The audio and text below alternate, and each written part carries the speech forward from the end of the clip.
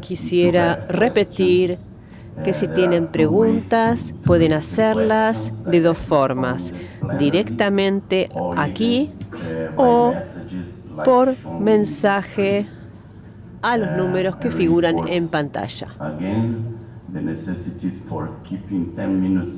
Les pido a los oradores, por favor, que se limiten a sus 10 minutos, de forma tal que tengamos tiempo para las preguntas al final.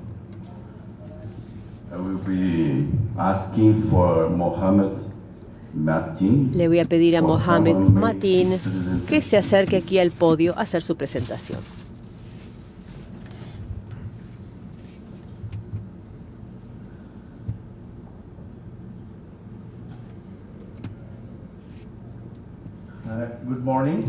Buenos días.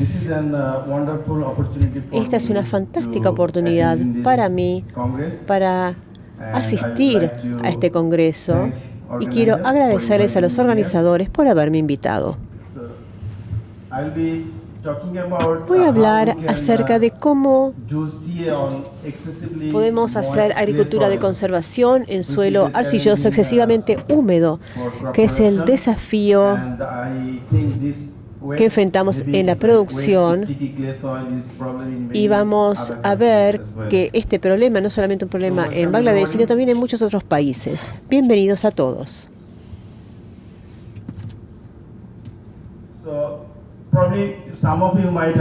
Algunos de ustedes quizás conozcan la situación de Bangladesh.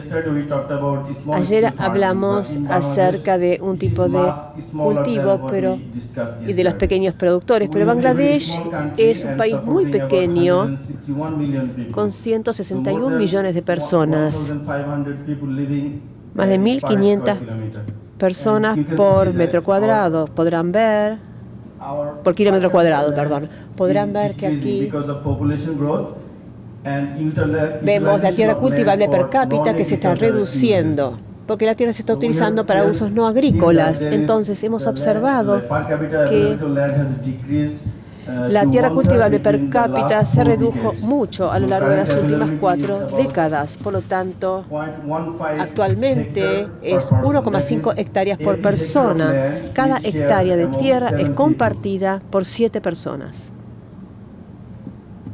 Pero nuestra población también está creciendo de forma tal que necesitamos cultivar y producir más alimentos. Y es posible porque todavía hay algunas áreas en donde solamente hay un solo cultivo. En el sur de Bangladesh tenemos un solo cultivo en comparación con 3 cultivos, la rotación con 3 cultivos en el norte de Bangladesh. 1,7 millones de productores utilizan barbecho después del arroz, del cultivo de arroz.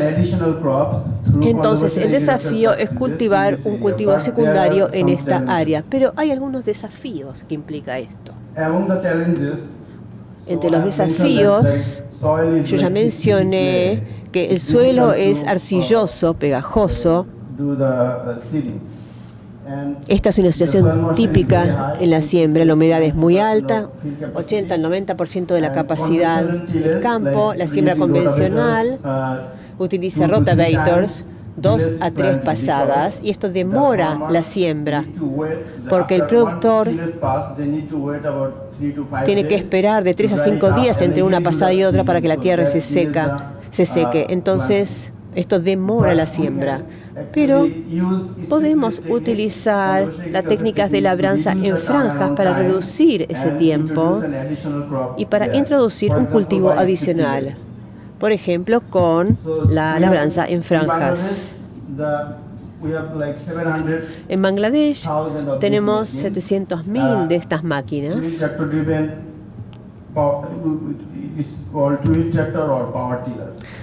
Se llaman sembradoras con tractor. Se importan de China. Hay rotocultivadores y sembradoras en franja, pero el problema es que cuando hacemos la labranza en franja con este suelo arcilloso, nos encontramos con que los surcos quedan sin cortar y a veces cuando sí se los corta, sale la tierra del surco y por lo tanto no hay suelo suficiente para cubrir las semillas.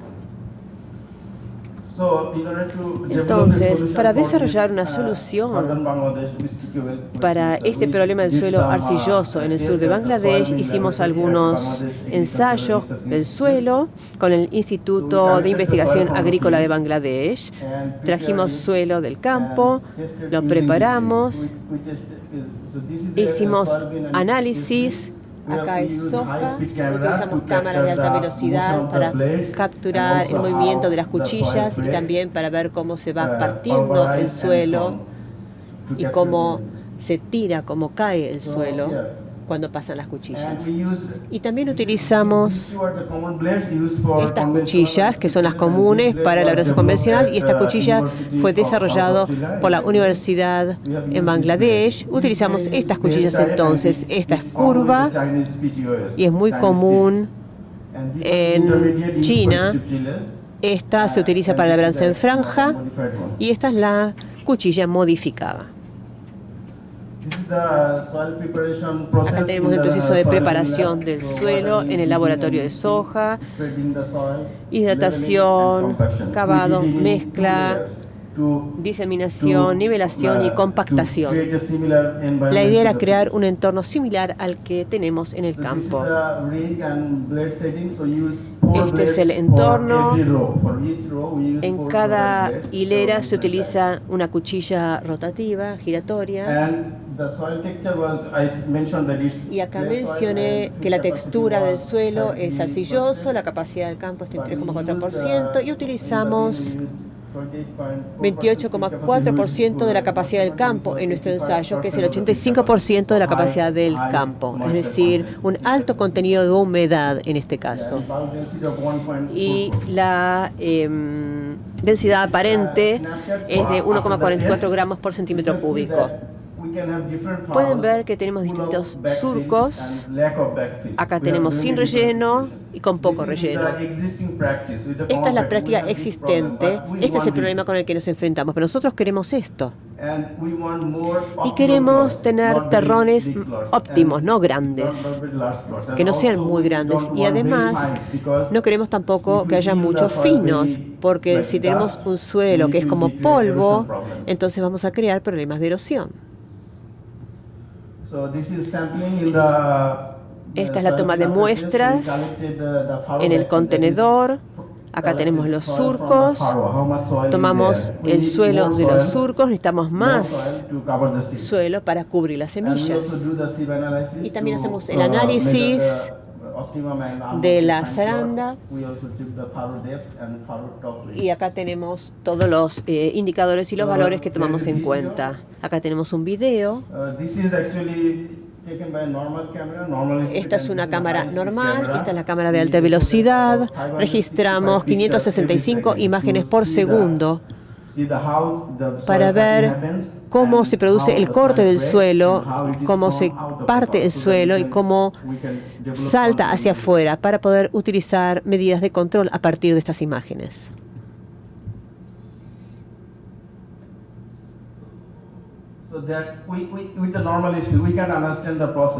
De esta forma podemos ver el proceso, entender y saber qué es lo que pasa allí. Esto es más difícil con la cámara a velocidad normal, pero con la cámara a alta velocidad.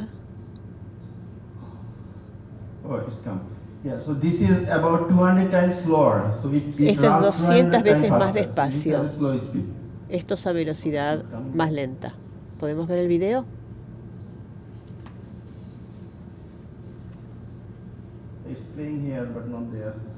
Acá lo veo, pero en pantalla no aparece. ¿Podrían mostrar el video en pantalla?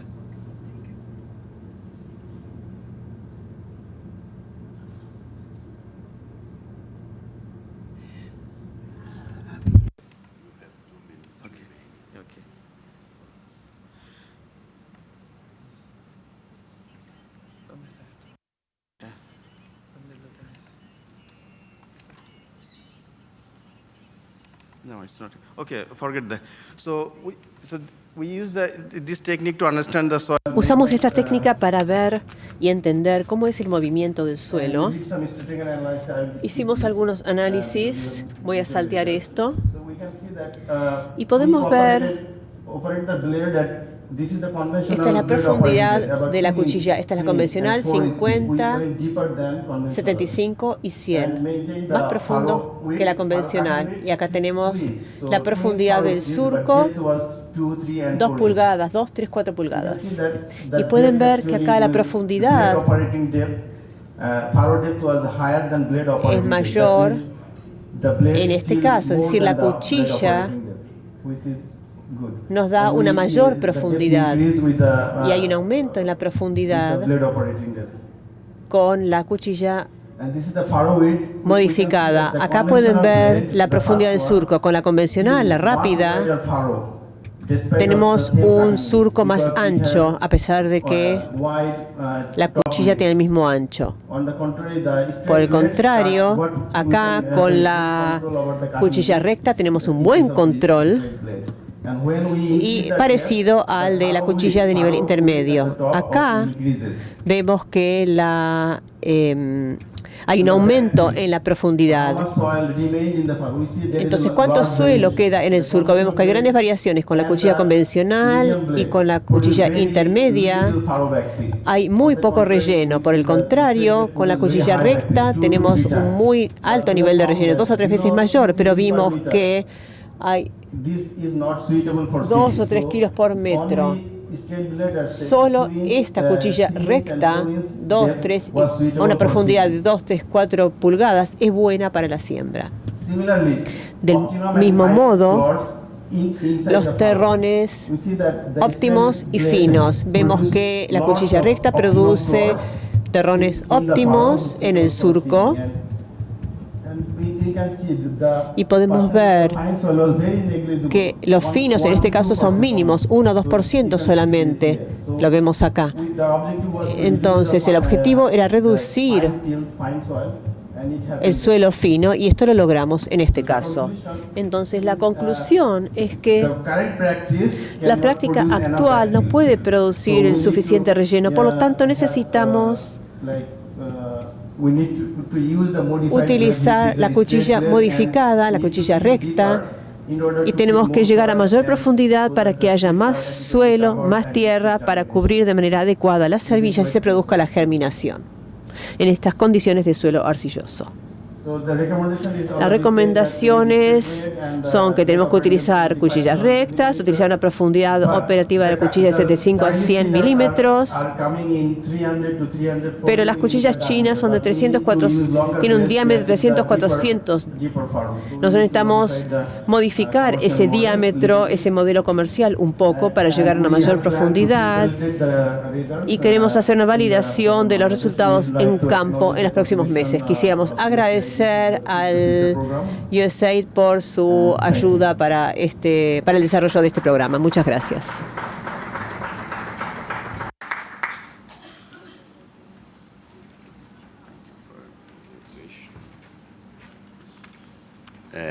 Thank you, Mr. Martin. Muchas gracias, señor Martín. Se tomó 11 minutos para su presentación. Creo que será mejor dejar las preguntas para el final, para poder hacerles luego preguntas a todos los oradores. La próxima oradora es Amanda Pitt Núñez, quien va a hablar en español.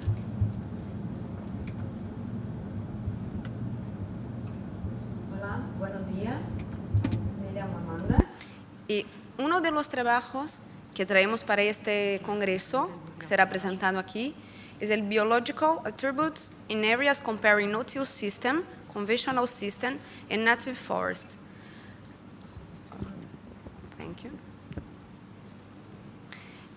Y una característica muy importante de este trabajo es que hace parte de un largo equipo de trabajo con diversas instituciones Entonces, aquí tenemos las instituciones que han trabajado con OSCO.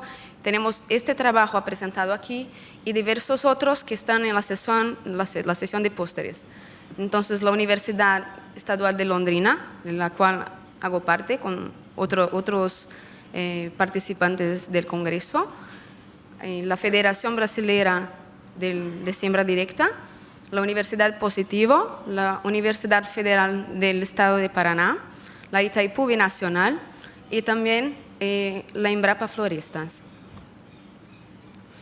Entonces, el trabajo de hoy, podemos decir, en Brasil no hay agricultura de conservación cuando no hacemos el sistema siembra directa.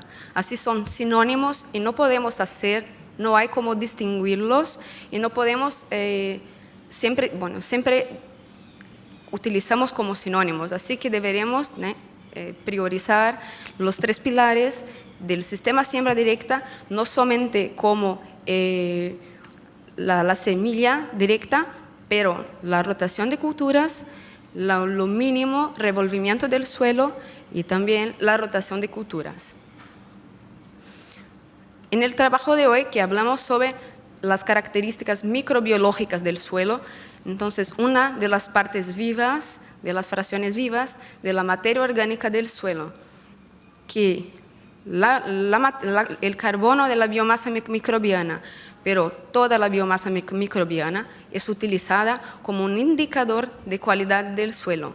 Y hoy hay diversos trabajos en la actualidad, pues es un indicador que responde más prontamente a los cambios del ambiente. Así, el revolvimiento del suelo, notadamente, y la diversidad de culturas y las otras características de manejo que he hecho en cada área van a cambiar, a cambiar estas características que permitirán o no el desarrollo de la comunidad microbiológica del suelo. Y pueden ser utilizados entonces como un indicador para sabermos si el manejo está siendo hecho de una manera adecuada, de una manera conservacionista. El objetivo del trabajo de hoy es cuantificar el carbono de la biomasa microbiana y también el cociente microbiano de 13 áreas cultivadas sobre el sistema de siembra directa, comparando con áreas cultivadas convencionalmente y también utilizando una referencia, una mata nativa. La metodología, entonces, el trabajo fue las colectas fueron hechas en la bahía del Paraná 3, que es una bahía, bueno, voy a mostrar una carta para mostrarles dónde está esta bahía, y fueron colectadas 5 muestras por área de 0 a 20 centímetros. Ahí están las metodologías que fueron utilizadas. Aquí presento-les la carta. Entonces tenemos, para tener una idea, estamos al sur de Brasil, al lado oeste del estado del Paraná, la provincia del Paraná, y las colectas fueron hechas en 6 microvacías que nacen parte de esta vacía del Paraná 3. Al norte tenemos el estado, la provincia de Mato Grosso del Sur. Al lado oeste tenemos Paraguay y Argentina. Aquí está Iguazú, Foz de Iguazú también, entonces Argentina y Brasil. Y al otro lado, al este, tenemos la ciudad de Cascavel. Esta vacía, la vacía del Paraná 3, como ya tuvimos hoy una presentación, hace parte, en la verdad, una parte del trabajo que hicimos compone también el proyecto Cultivando Agua Boa. Y también voy a hablar sobre el indicador, el índice que he utilizado para cualificar el sistema de siembra directa. Entonces, una de las metodologías, una de las avaliaciones hechas fue el indicador de calidad participativo para el sistema de siembra directa. Y una cosa muy interesante de este indicador es que es participativo, así que tenemos no solamente análisis e instituciones de pesquisa, pero tenemos un contacto, una colaboración con agricultores. Entonces son hechos análisis y estudios y al final tenemos un retorno para estos agricultores y para que puedan al final mejorar, tener una mejor calidad de su manejo. Así que una de las formas de tener un sistema de siembra directa de calidad. Una otra evaluación hecha fue el DRES, una metodología que fue lanzada este año por la Universidad Estadual de Londrina y Embrapa y otras instituciones, que es un diagnóstico rápido de la estructura del suelo, que también hace parte de este gran proyecto que es Solo Vivo y también Cultivando Agua Boa. Para este trabajo utilizamos los test de Scott Knott a 5% de probabilidad. Aquí tenemos una imagen de la metodología de diagnóstico rápido de la estructura del suelo. También esta metodología tenemos otros trabajos en el Congreso para explicarla mejor, si lo tiene interés. En relación a los atributos microbiológicos, en relación a la materia orgánica, entonces tenemos que la mata nativa que tuve los mejores resultados, pudiéndonos refletiendo la mejor calidad para el desarrollo de la comunidad microbiológica. Y tuvimos también, entonces, hay una calidad estructural del suelo mejor, una materia orgánica más elevada, así como el carbono de la biomasa microbiana y el cociente microbiano. Una de las áreas cultivadas sobre sistema siembra directa tuve el mismo resultado que la mata nativa, pues es una área que aquí podemos ver que hay una elevada nota del indicador de calidad del sistema siembra directa y también pues es una área en que el agricultor hace el sistema de siembra directa hace 24 años, no hace revolvimiento del suelo y tiene una gran diversidad de rotación de cultura, diversas especies en la misma área. Tenemos dos áreas que son consideradas convencionales, cultivadas con cazaba y que por el revolvimiento del suelo presentaron notas menores en relación a la área nativa y otras áreas de sistema siembra directa. Las principales conclusiones del trabajo son que la rotación de culturas y el mínimo revolvimiento del suelo mejoraron la manutención, la elevación de los teores de materia orgánica del suelo. También que la perturbación del suelo, el revolvimiento del suelo acelera la oxidación de la materia orgánica y por eso podemos tener un aumento momentáneo de la actividad microbiológica. Por eso, no siempre esta actividad microbiológica en gran cantidad o en gran teores es benéfica para las condiciones del ambiente. Y el sistema de siembra directa fue efectivo para que tuviéramos condiciones favorables al desenvolvimiento de la microbiota del suelo.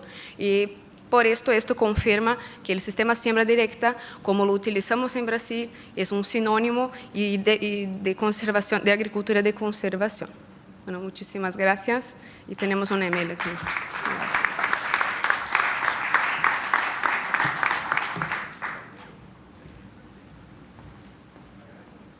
Thank you, Ms. Núñez. Gracias, señorita Núñez. Nos ahorró un minuto para nuestra sesión y se lo agradecemos. La próxima presentación estará a cargo del señor Bolognesi.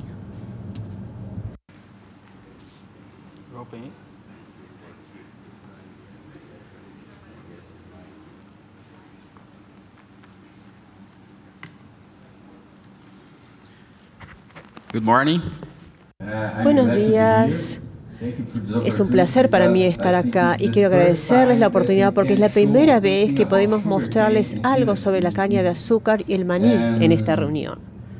No tenemos tiempo para mostrar todo lo último en relación con este tema. Por lo tanto, voy a tratar de mostrarles algunos resultados de la última campaña. Y yo compartí este trabajo con mis alumnos de grado, con un colega de mi instituto y con un profesor de la Universidad del Estado de San Pablo. En primer lugar, tenemos que entender cómo funciona el sistema de cultivo del maní y de la caña de azúcar. Y en segundo lugar, tenemos que entender por qué vamos a hablar acerca de los maníes. La caña de azúcar, el cultivo de caña de azúcar es muy grande y por lo tanto los problemas también son grandes, pero el maní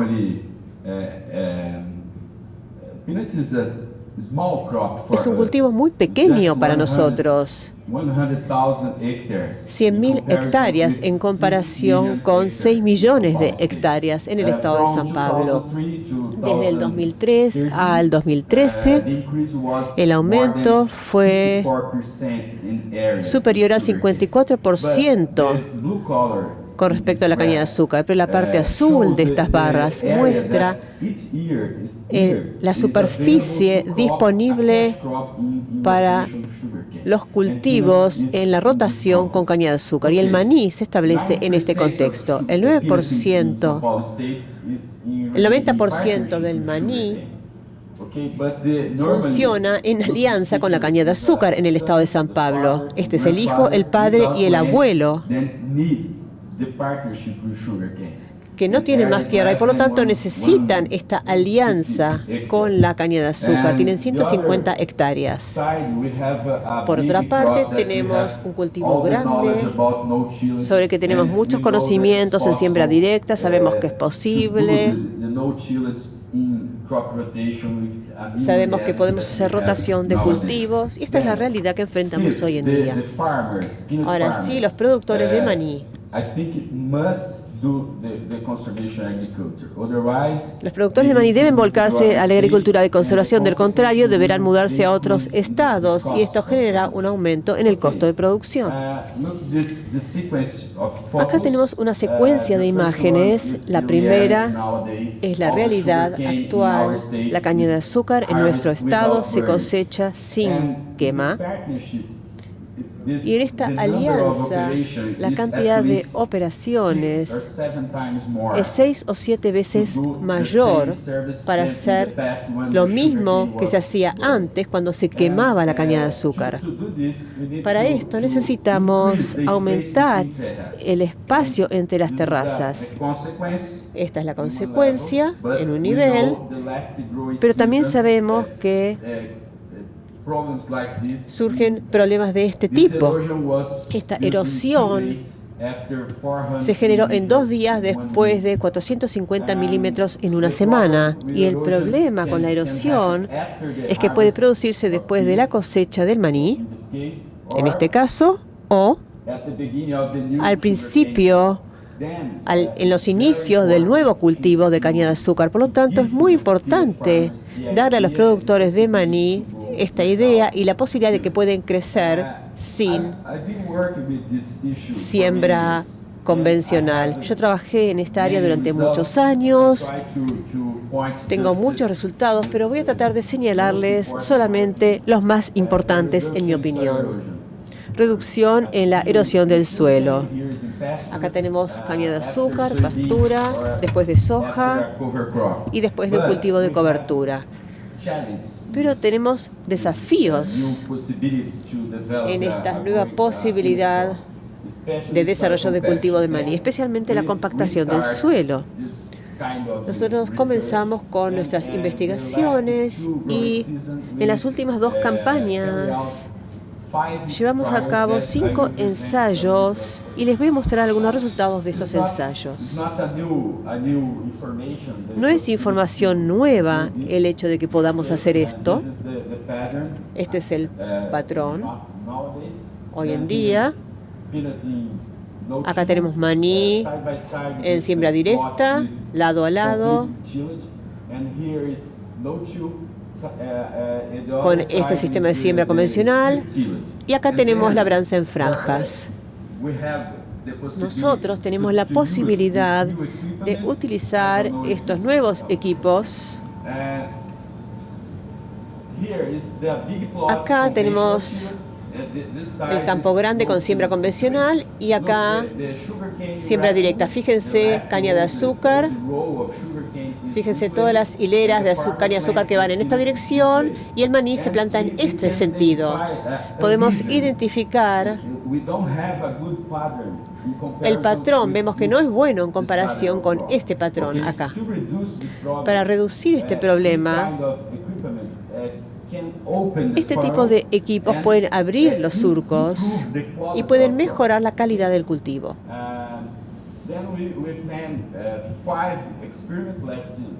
Planificamos 5 experimentos en menos de 2 campañas.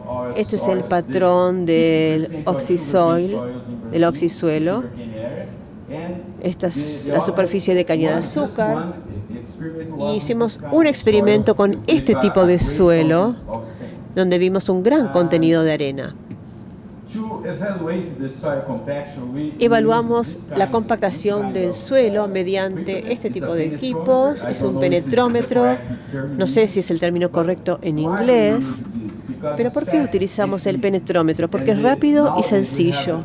Hoy en día es posible obtener un punto en 1 minuto y desde arriba hasta 55 centímetros. Después de cavar, tomamos muestras de las hileras y les voy a mostrar los resultados después. Tratamos de abrir también el análisis para entender cómo funciona el sistema radicular.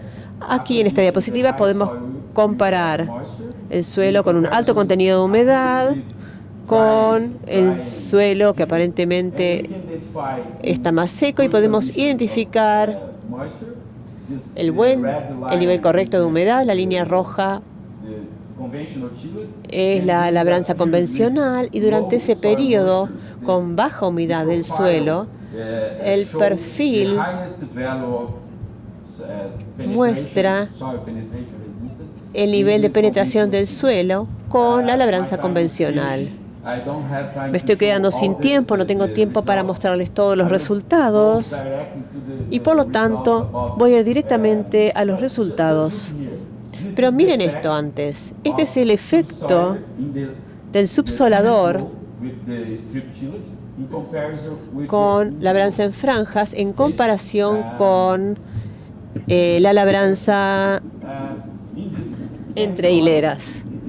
Acá tenemos enero, febrero y marzo. Si comparamos estos 3 gráficos, podemos identificar que el efecto de la labranza que se hizo en diciembre, a fines de la campaña del maní, desapareció completamente. Entonces, no es necesario preparar el suelo si podemos darle las condiciones adecuadas para el próximo cultivo de caña de azúcar. Esta es la situación típica. Acá vemos la compactación en el caso del maní. Miren la capa que está después del escurrimiento. Ahora, cuando abrimos surcos, podemos identificar después de 6 o 7 años que la planta desarrolló un buen sistema radicular. Entonces nos preguntamos, ¿es un problema formar un terrón como este? Si le preguntáramos esto a la planta, probablemente la respuesta de la planta sería Sí, nosotros podemos hacerlo, pero por otra parte, cuando pensamos en el cultivo, tenemos que tener en cuenta esta situación. Esta es la situación real en la zona de cultivo de maní en Brasil. Miren el tamaño de los terrones, es como una pelota de básquet. Es un problema muy serio. Entonces, no podemos quitarle importancia a este problema. Estos son los resultados en términos de producción.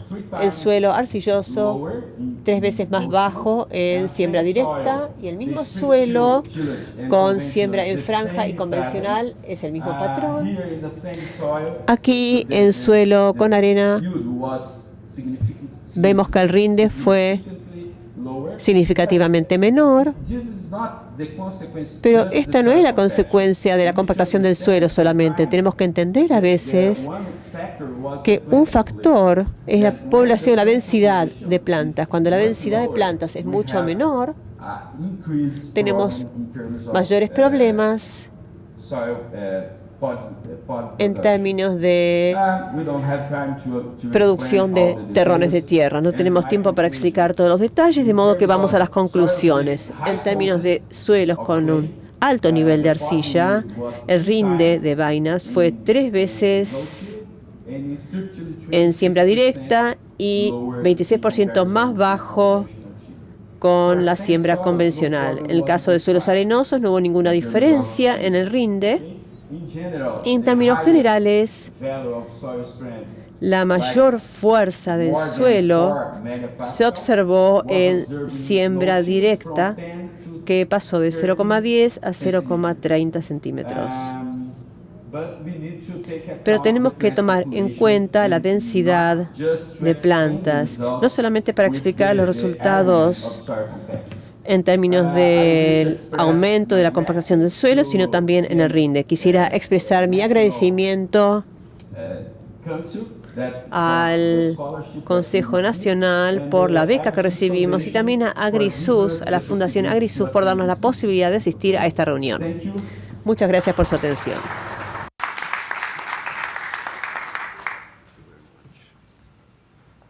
Thank you very much for your presentation, Ms. Muchas gracias por su presentación, señor Bolognesi. Usted destinó 11 minutos. Ahora le pido al señor Godfrey Bash que haga su presentación.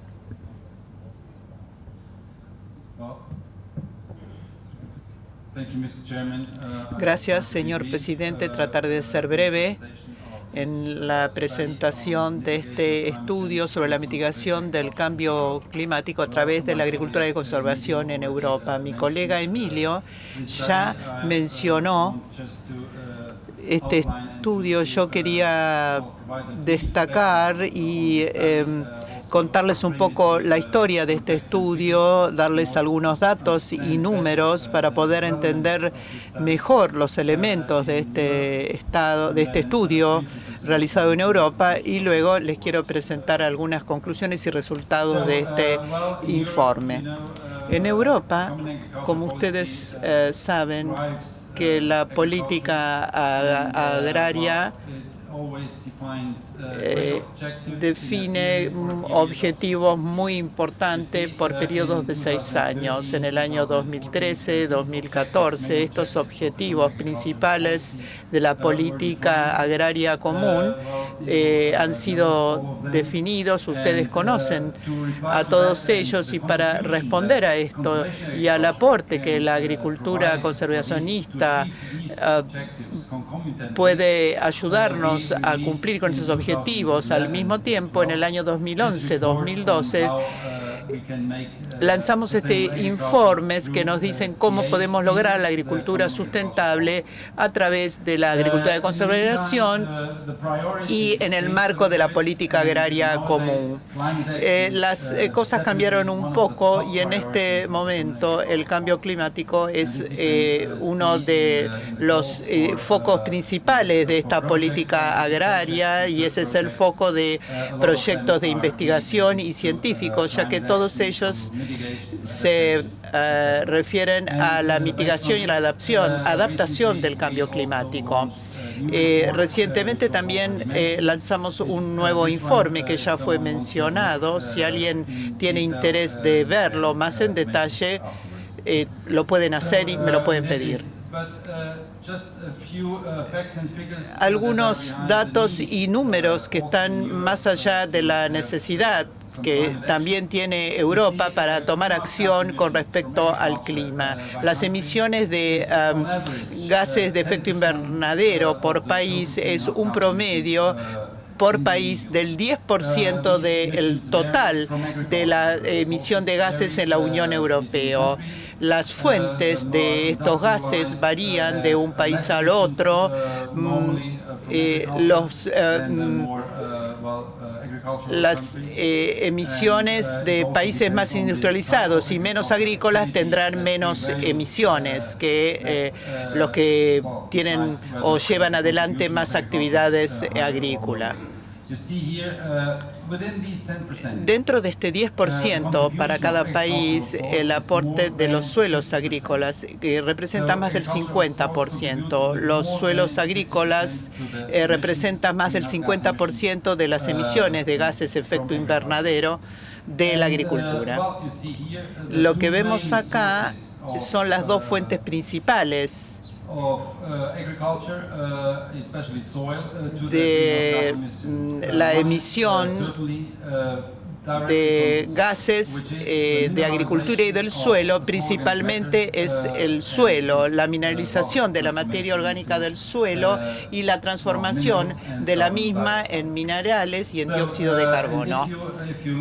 Si consideramos cuál es la situación en distintos países de la Unión Europea, aquí tenemos el Reino Unido. Estos son los resultados de un estudio de monitoreo entre 1980 y 1995. En 15 años podemos ver claramente la disminución de los suelos con mayor nivel de materia orgánica y la disminución de los niveles intermedios y un aumento de suelos con menor materia orgánica, aunque siguen siendo bastante altas. Lo mismo ocurre para Francia. Los puntos negros nos indican cuándo ha disminuido la materia orgánica en los suelos. La misma situación puede apreciarse en Bélgica en el periodo 82-85 y 2004-2007. El porcentaje de suelos con un menor nivel de materia orgánica aumentó de manera significativa. Y esto es independientemente de la textura del suelo. La misma experiencia se observa en Dinamarca. Acá vemos los distintos tipos de suelo, JB 4, 5, 6 y 7. Aquí se observa también una reducción dramática de la materia orgánica. Hay algo que no está funcionando bien, tampoco en Europa. Este es un mapa europeo sobre el equilibrio o el balance de carbono orgánico del suelo y podemos observar que hay una reducción en casi todos los casos. Las áreas en verde oscuro y verde claro, algunas en amarillo, que se muestran más o menos estable, pero las zonas en rojo y naranja indican una seria pérdida de carbono orgánico. Hay otros estudios que muestran claramente que en Europa también tenemos un estancamiento de los rindes y cero producción. En la imagen de la derecha podemos ver que el cálculo de este proyecto que se llama Smart Soil, vemos la evolución de carbono orgánico y su relación directa con la disminución del rinde. O sea, estos dos indicadores, estos dos elementos funcionan en tándem. Estas son cifras que fueron reveladas por la Comisión Europea, que nos dicen claramente que la reducción de solo 0,1% del carbono orgánico del suelo, que corresponde a la emisión de 100 millones de autos por año. Para tener una idea, 0,1% del carbono orgánico existente corresponde en promedio a que si tuviéramos 100 toneladas de carbono orgánico en una hectárea, esto quiere decir 100 kilogramos. Y nosotros sabemos que a través de la labranza perdemos mucho más de 100 kilos de carbono orgánico por hectárea. Y a través de la agricultura de conservación podríamos secuestrar muchísimo más carbono orgánico por hectárea por año. La segunda fuente de emisiones es el consumo de combustibles. Sabemos por muchos estudios, esto es simplemente un ejemplo de España, que nos dice que podemos reducir de manera significativa el consumo de energía en diversos cultivos. Este es un ejemplo de trigo, girasol y leguminosas, una rotación que incluya estos tres cultivos. Los resultados de nuestro estudio se basan en cálculos y la recopilación de resultados de secuestro de carbonos de las distintas regiones biogeográficas de Europa. Las dividimos en Atlántica Boreal, continental y una más.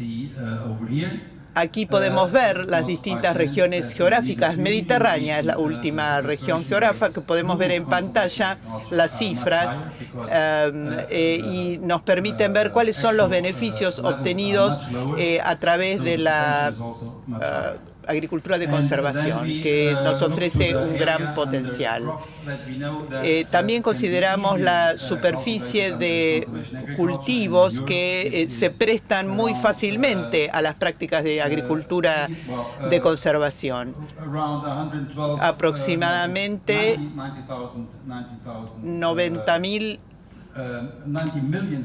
90 millones de hectáreas, que representan el 50% de la superficie agrícola utilizada. Tenemos cultivos permanentes, frutas y bayas o frutos rojos, y llegamos aproximadamente a los 13 millones de hectáreas, que corresponden al 6% de la superficie agrícola utilizada.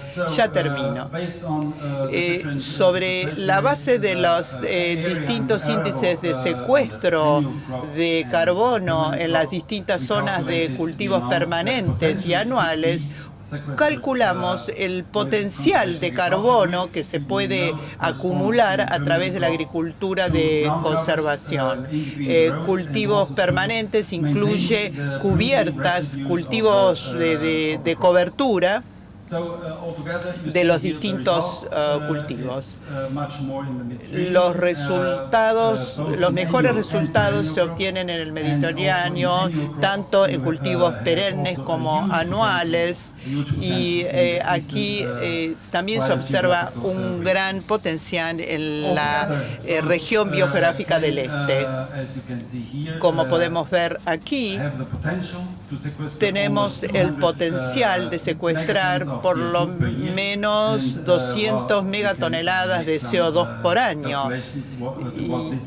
Y esto representa algo importante. La primera conclusión del estudio es que la adopción de agricultura de conservación de aproximadamente el 87% de la tierra cultivable anual y en todos los cultivos permanentes en la Unión Europea podría eliminar aproximadamente 200 megatoneladas de CO2 por año. Esto corresponde a emisiones anuales de aproximadamente 50 generador, 50 plantas de energía a carbón. Esto cubriría el 20% de los compromisos que tenemos para reducir las emisiones en la Unión Europea, y además podríamos seguir reduciendo la emisión de gases de efecto invernadero a través de un menor consumo de combustibles. Más allá de la mitigación, la agricultura de conservación ayuda a la agricultura a adaptarse al cambio climático. Y diría, en último término, que la agricultura de conservación es la única manera de que podamos avanzar para que la agricultura sea un sumidero y no una fuente de emisiones de gases de efecto invernadero. Thank you very much, Mr. Bash. Gracias, señor Bash. You spent 12 minutes. Usted Then we have demoró now 12 minutos. Por lo tanto, ahora tenemos 3 minutes 3 for minutos questions. para preguntas. Please, are there? ¿Hay preguntas? Please, Bill Crabtree, take the phone. Adelante. Muchas gracias. Tengo una pregunta para el señor Martin y para el señor Dolan Hyde. Los suelos de arcilla, suelos arcillosos de los que hablaron, hay una nueva invención que Tony Reynolds va a explicar y que podría tener un enorme beneficio para todo el mundo, para este tipo de suelos. ¿Usted está al tanto de esto? Le sugiero que hable con Amia después. Es para suelos arcillosos.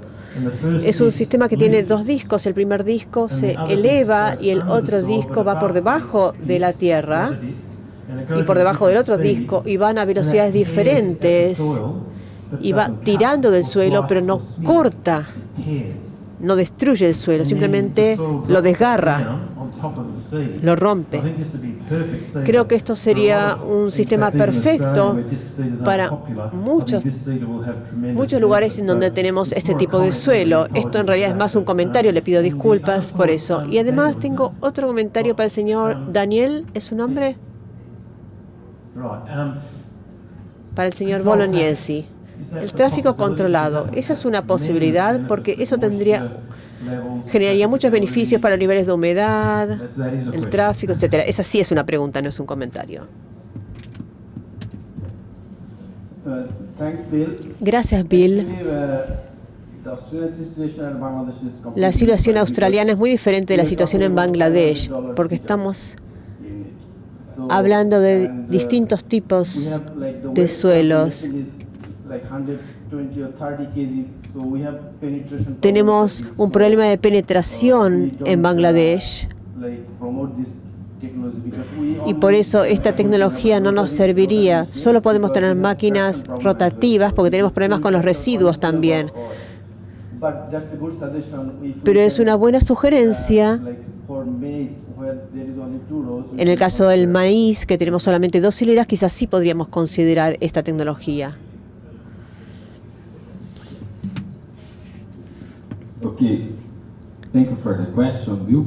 Gracias por la pregunta.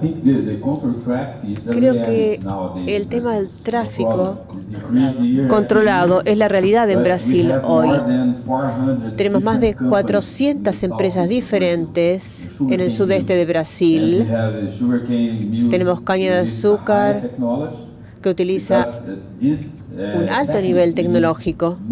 Necesitamos dinero para pagar esto, porque cambiar el espacio entre las hileras, la calidad de los neumáticos, se necesita cambiar muchas cosas.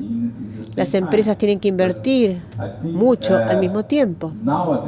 Hoy en día, menos del 10% de los productos de caña de azúcar utilizan tráfico controlado. Pero creo que no es la única solución, porque si utilizamos el sistema de tráfico controlado y el productor de maní utiliza el otro tipo de espacio entre neumáticos, No sé si esto es correcto. Perdimos la idea. Durante 7 años tuvimos un cultivo perenne y caña de azúcar con tráfico controlado. Después hicimos la alianza con los productores de soja o de maní. Entonces tenemos que utilizar el mismo espacio, la misma idea del tráfico controlado. De lo contrario, perdemos toda la inversión. La otra razón es que no es posible saber cuál será la humedad del suelo durante la época de la cosecha. A veces el problema es que el contenido de agua del suelo, después de la operación, ese es un problema. La campaña de cosecha comienza en abril, termina en noviembre. Durante este periodo tenemos periodos en algunos años donde hay mucha lluvia, muchas precipitaciones, y en algunos años las precipitaciones son muy pocas. ¿Quién sabe? Creo que en el caso de la caña de azúcar, este problema seguirá siendo un problema grave que tenemos que resolver. Yo tengo una idea.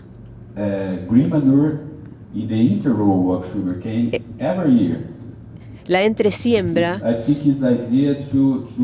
es una idea que nos permitiría reducir el impacto de la compactación del suelo. Muchas gracias. Hay una última pregunta del pionero de la agricultura de conservación, Herbert Bartz, y luego vamos a dar por cerrada esta sesión. Les sugerimos que les hagan sus preguntas directamente a los oradores durante la pausa o durante el resto de las sesiones.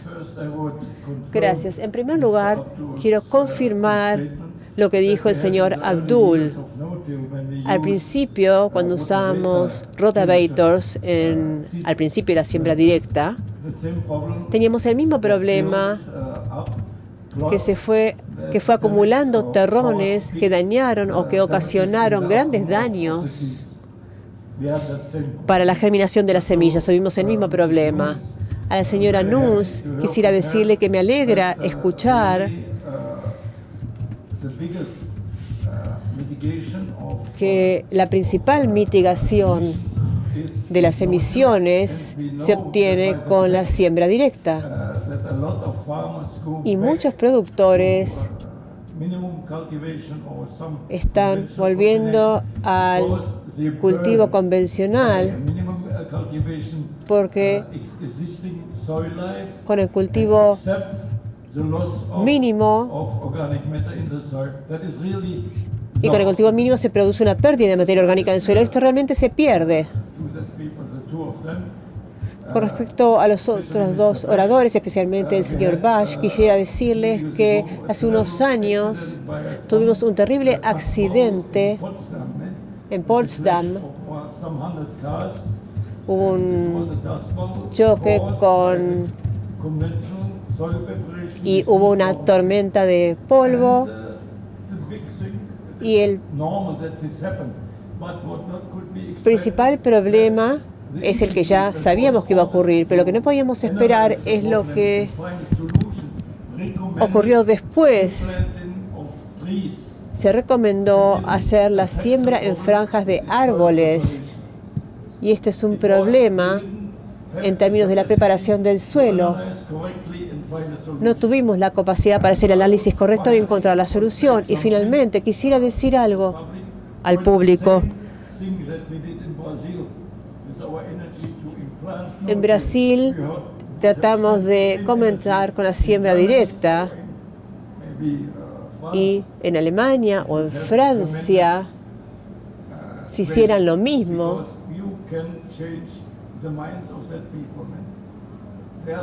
sería muy bueno, pero hay que cambiar la forma de pensar de la gente. Hay mucha gente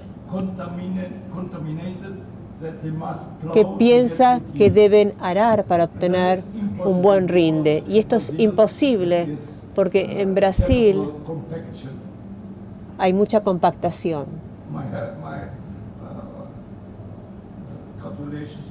Felicitaciones por su presentación.